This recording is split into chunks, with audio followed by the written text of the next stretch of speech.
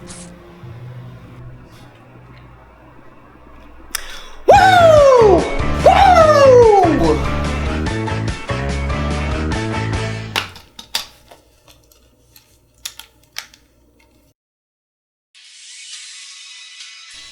I'm so excited for this game. It has such a good chance to be great, and it's on the Nintendo Switch. Nothing can be bad on the Switch.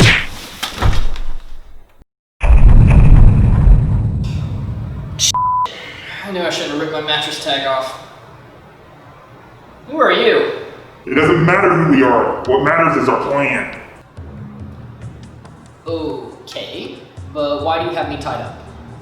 For years, my brother and I worked tirelessly from the shadows to make sure no Paper Mario game is taught by the 1,000-year door. I'm here to make sure you feel this game is compared and treated the same as its predecessor. What are those? What? You just played these! Nope, no idea what those are. Paper Mario 64? Paper what? 1,000-year door? I don't need 1,000 doors. You don't remember any of these games, do you? I don't remember any of these games. Give me a second. Sure, take all the time you need. It's not like I'm gonna try and get out of this tape or anything like that.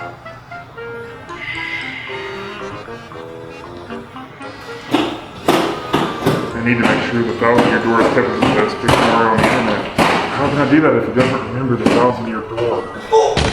Can't get a good review, slip through the Brotherhood, wouldn't accept me back. I got it. I'll have them play the game and make sure it's total shit. That'll keep me in the Brotherhood for sure. So, like, did you apply on Indeed to be a kidnapper, or is it just like a side hustle?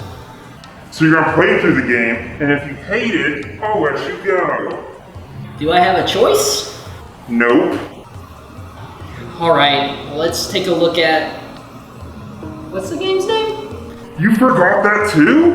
Hey man, you're the one that kidnapped me and is making this intro take forever. Can I at least get a TV? We don't have the budget for that. Fair. There, I played it. Can I go now? No, do the review. I don't wanna. It burns! It burns! Fine, I'll do the review. You're evil. I'm not evil. I just have a malicious motivation to make you hate this game.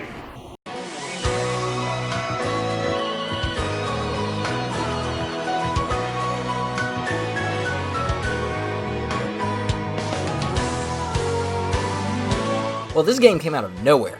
Ever since the release of the Nintendo Switch back in 2017, there have been rumors about a Paper Mario game for the platform. Kensuke Tanabe stated in an interview that the developer Intelligent Systems challenged themselves to create something that delivered a new experience and to surprise their fans. He continued by saying, when continuing a game series, it's much easier to carry over the basics from an existing game system rather than build new systems for a new installment. But that's not how you carry experiences or unexpected surprises. They said what? Hey man, I don't conduct the interviews, I just write the script. Paper Mario the Origami King was unveiled quite sporadically on social media. This was a big deal for a couple of reasons, as the world at the time was just adjusting to a sudden work-from-home situation, and because this was the first main Nintendo series that had not been announced in a Nintendo Direct in years. Wait. Probably your idea to get.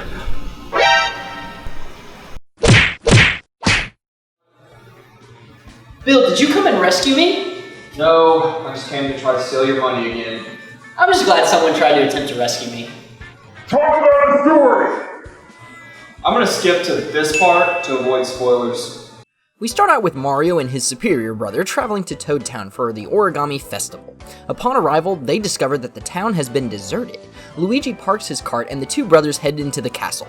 Peach comes out to address her guest, looking quite different and talking very ominously. And Mario is tossed into a dungeon. Mario then pulls an origami lady out from in between dimensions. Hey, that's not a dimension! This is bull.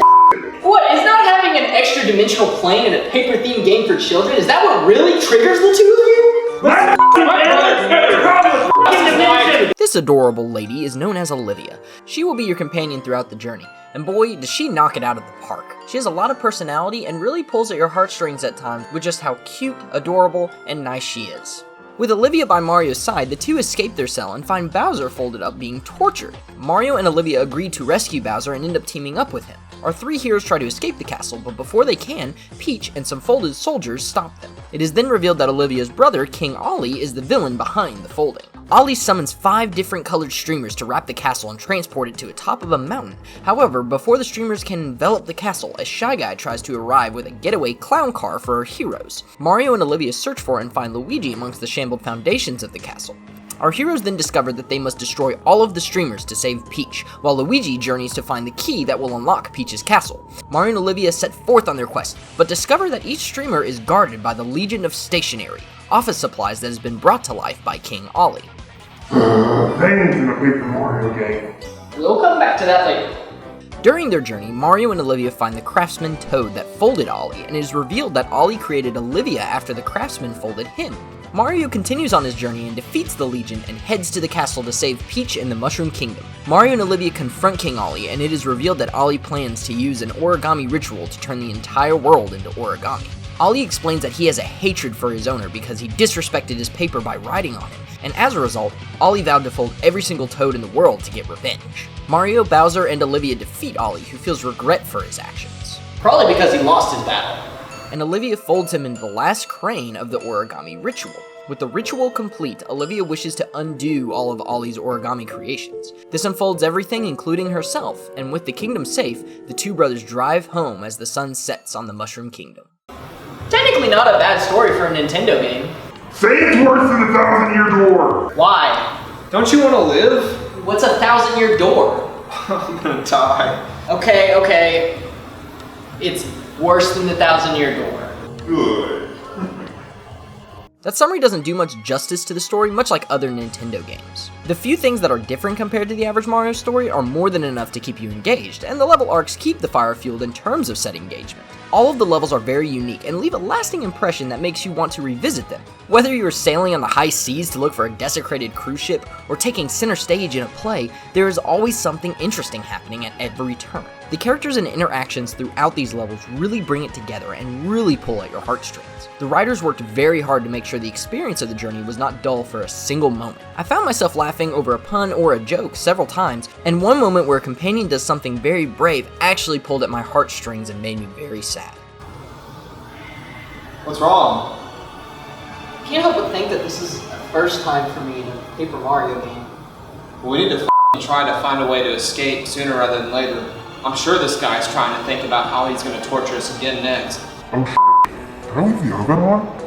But none of this would be as effective if the presentation wasn't as amazing as it is. The game looks fantastic and is full of bright colors. It looks like someone actually made a paper world and put all these characters inside of it. And while these characters move around and interact with this gorgeous world, the music complements it so well that it makes it for a very engaging experience. This soundtrack has no right being as good as it is. I found myself humming along with the music more than a few times, and once I got to the Hole Puncher's battle theme, the soundtrack became one of my favorites of all time.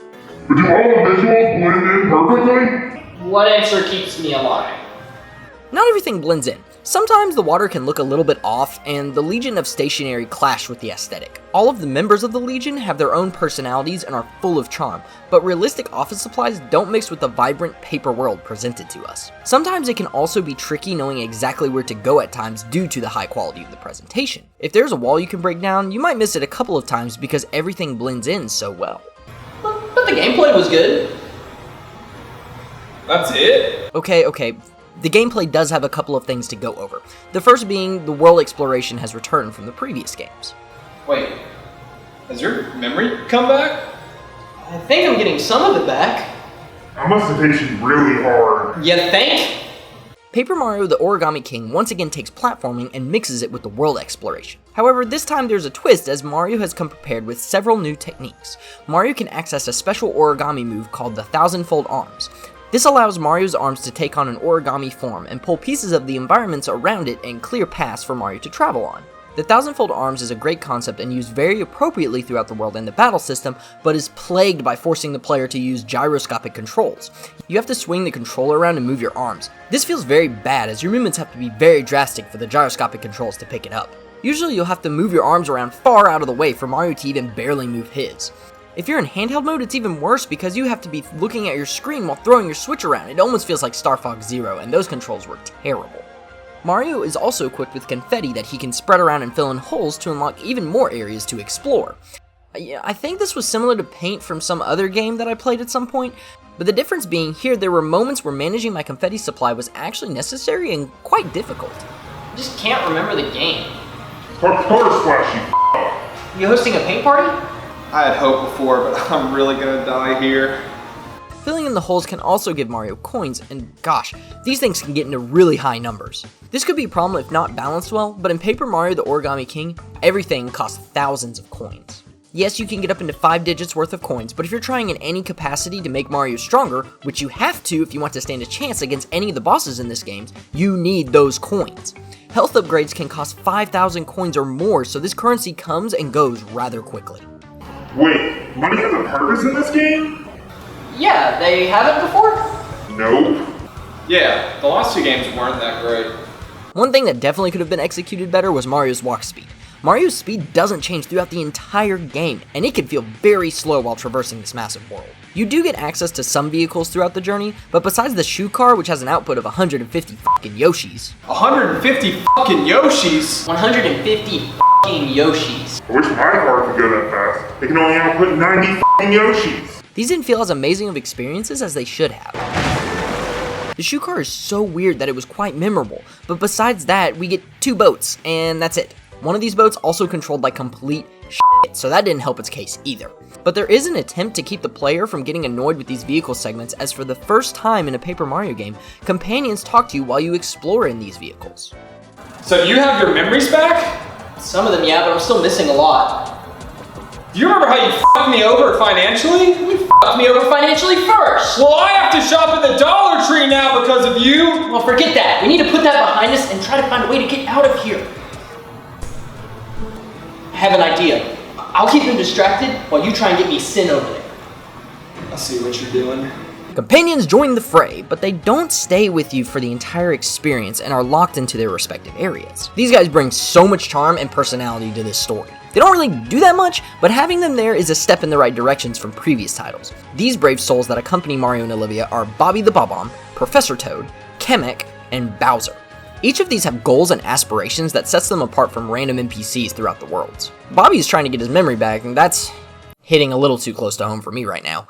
The Professor's trying to find the lost ancient tribe to discover how they drink their coffee, Kamek is on a full-out rescue mission to save Bowser and Bowser Jr., and Bowser wants revenge on King Ollie for folding him. He isn't in the game for long, but comes in at the end and still assists you in battle, so I count him as one of the buddies. Which I guess is a good time to talk about the battle system. This is that puzzle stuff, right? Yep, I actually thought that. Make sure this battle system is pointless. The review is taking too good of a positive vibe. Make it negative when Kurt gets it. Midnight, you wouldn't. No one can survive a 7 out of 10 game. Those things are dangerous. Talk about the combat. Much like in previous Paper Mario games, when you come into contact with enemies, Mario and Olivia are transported into a pocket dimension, but Paper Mario the Origami King switches it up by putting Mario in the center of a circle where you have to rotate and slide enemies around to line them up. Each battle begins with a puzzle that you have to solve, and once you solve it, you can get a chance to attack your enemies. If you can line up the enemies and utilize your action commands correctly at the right time, you'll deal max damage. What are you doing? Well, usually about this time, I go into a pocket dimension and I battle Midnight. That sounds pretty cool. I know. I usually lose though. Fuck your shitty green screen effects. Just talk about the game so we can get out of here alive. Mario has his trusty boots and hammers to battle enemies with, and you get rewarded with coins upon defeating said enemies. However, as enemies get stronger, these old boots and dusty hammer won't cut it in battle. There are several accessories, weapon upgrades, and items Mario can purchase to make battling much more balanced later in the game. However, there's a catch with these upgrades. They break after prolonged use, and it sucks when they break. These cost a lot of money, and you will always want to make sure that you have 20,000 coins in reserve in case you have to book it back to a shop and pick up some items. But the game doesn't stop there when it comes to needing to spend your hard-earned coins. Something that I didn't mention earlier was that while exploring the world, you can find what seems to be an endless amounts of toads that have been folded up and are hiding from King Ollie's minions. These toads can become audience members and can help you if you're having trouble with the puzzle presented to you. Mario can spend coins to bring the toads in to solve the puzzle for you, as well as give you items or hearts to heal you. If you're having trouble with the puzzles after the Toads help, you can still add time to the timer by spending coins. The puzzle aspects of these battles made them much more intriguing for me than before, and I always found a way to spend my coins. How could you like the battle system? There's no XP. How could you want to battle with enemies? Not having XP is a good point. That means the battle system sucks. Case closed. You know, blindly agreeing with him won't save us, right? I have a whole life ahead of me. Unlike you, you're f***ed because you ripped that mattress tag. If the game had some XP to throw at you for completing the battles, they definitely would feel more satisfying if the battle system was a classic turn-based system. But because of the addition of the puzzle mechanic, the satisfaction from the battle comes from figuring out and completing the puzzles. Some of these get very hard, and you won't figure any of them out before the battle is no longer profitable. You can keep spending coins to give you more time to figure it out, but then you come out of the battle with a net loss in coins and some damage to your weapon upgrades. Because of this resource management, the battles are so satisfying when you solve the problem and get max reward for beating the enemies. And this is best shown in the boss fights. Choose your words carefully. Please, for the love of God, choose your f***ing words carefully. The game presents boss battles very differently, as instead of Mario being in the center of the ring, the boss is. The challenge in these puzzles are trying to get Mario from the outside to the center to fight the boss. You have to shift and slide tiles around to find the best path to get to the boss using only certain directional arrows. Once you find the best path, Mario will follow the arrows to the designated location where you can perform a standard attack, 1000-fold armor attack, or a special Elemental attack. What the f*** is a Elemental? Didn't you play the game? Well, this year's been hard for me. You haven't played this game and you hate it? Have you even played any of the other Paper Mario games? Well, no. Why am I not surprised? Elementals are legendary elemental origami creatures that once they are defeated give Olivia the power to fold into that particular elemental. This along with the Legion of Stationary adds super unique twists to the boss fights that makes the puzzle solving that much more difficult. One elemental summons water tornadoes which wash away some tiles, and a Legion member places rubber bands on the stage to disrupt your movements. However, the elementals are not as memorable as the Legion was. Each member of the Legion have their own distinct personalities, and it makes the fight much more engaging when the scissors sheath themselves just to give you a fighting chance, or when you have to face off in a dance battles against the groovy hole punch. I've heard from some people that the boss battles can overstay their welcome, but I never ran into this issue. I usually defeated the boss in 30 minutes or less, but never felt like it was that long of a fight as the pacing of them flowed very smoothly for me. But they're just things. They're not characters. How could you like them? I mean, just because they don't look unique, that doesn't mean that they won't be memorable. So it's okay for all the Toads to look the same? Fucking let me at him! Now, where the Toads look super fucking forgettable because they all look the fucking same, each of these bosses at least look different and interact with you differently. Whereas the Toads still look, talk, and interact with you all the same way. That goes for Bowser's minions as well. They all look the same and demand that they be known just as Shy Guys or Goombas. There is nothing that separates them from the common Joe. They try to mix up the Toads this time around by giving them different outfits, and it helps a lot, but eventually, Intelligent System is gonna have to make some new characters for the NPCs. Okay, now give your thoughts on the whole experience and don't mess this up with a cat gets it.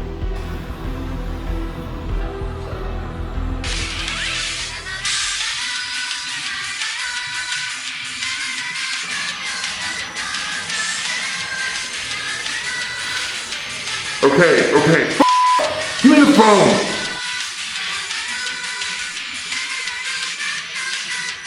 Sorry, my phone.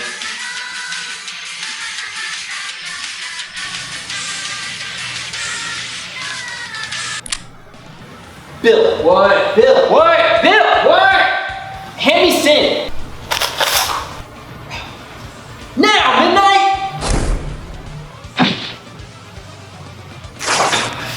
Not everyone has to have the same opinion or like the same games.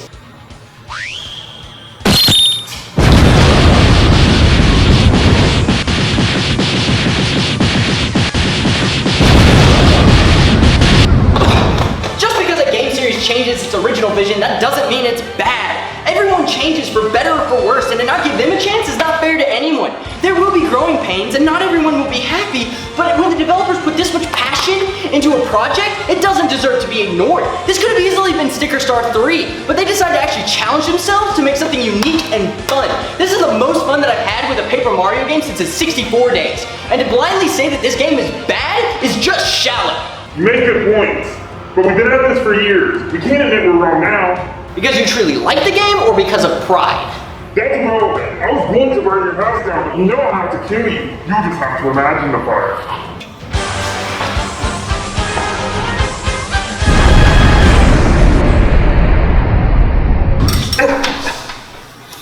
Getting too old for this. Look, man, I get it. The 1,000-Year Door is one of the most unique experiences in the Paper Mario series, but these new games add a lot of great things. Except for Sticker Star. That one sucks.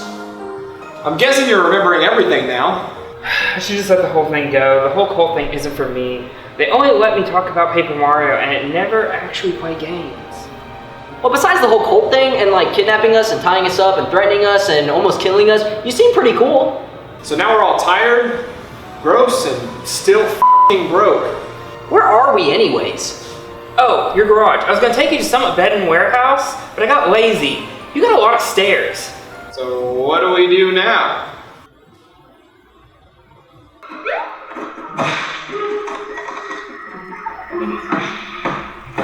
What the f*** is this shit?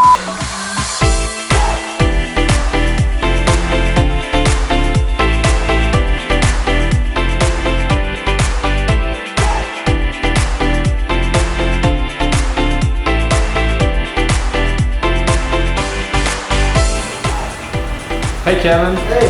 What's up, dude? Did that hurt? It hurts. Your head? A little bit. Did you whiplash your head on the I ground? think so. Bruh. Okay. It does not look like I'm tied to this chair at all right now. Hang on, Yeah. let's adjust this real quick. Okay, cool. Hell yeah. I also like just how much you're It almost feels like it's authentic. It's like acting. $20. $20 to let you out. High five. Could I Come up and give me a hug. Okay. Get off your phone. No! I'm playing. Minecraft. I'm playing Chrono Trigger. I'm triggered. Well, you know what? I have one complaint. Sammy hates you. That is true. His cat f***ing hates me.